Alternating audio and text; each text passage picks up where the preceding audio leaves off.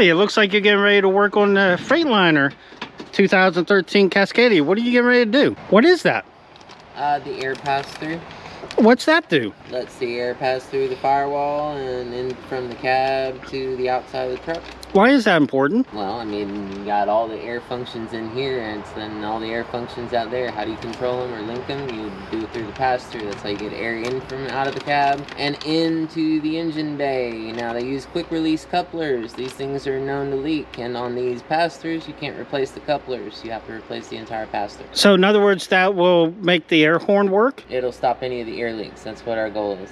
But what does the air do that goes through? It's primary, secondary, brakes, parking, ABS. I mean, everything runs in and out through this. Inside the cab, would it control the air conditioning? Okay. This is for the air system that runs your air brake, your air ride seat, trolley valve. Anything. What's a trolley valve? That's what actuates the trailer brake. Doesn't your foot brake pedal do that? That does too, but the trolley valve actuates them separately from the foot valve. Okay, so that would have two air lines, one to the foot brake and one to the trolley valve? Yes. So to get to this thing on the firewall, you have to take the dash panels off the truck, off the inside? The underside, yeah.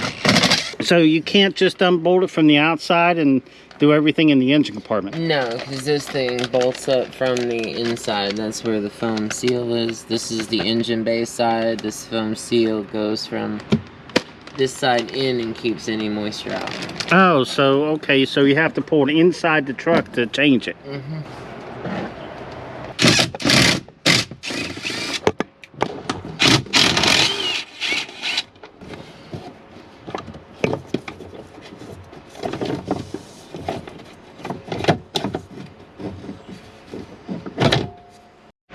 Here's a look at the pass-through from the engine compartment.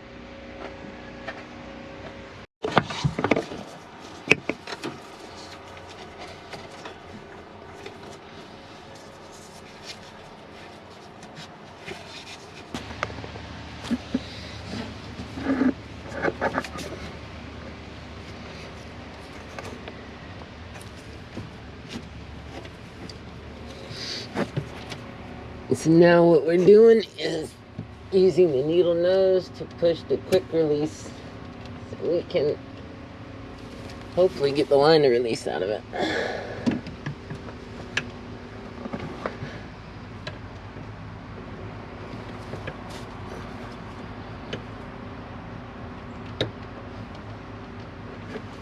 That does not want to release.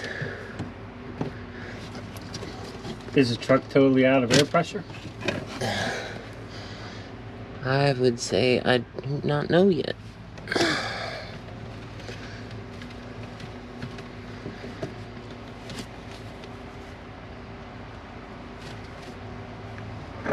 Probably not. Not completely. So we'll take it out. We're gonna...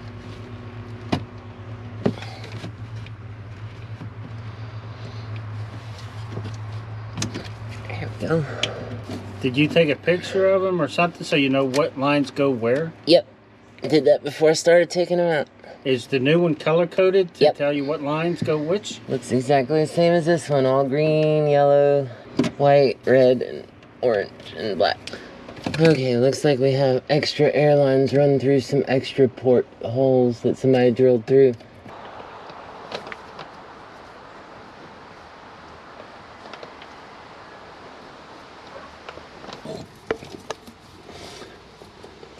Unplugging the air switches.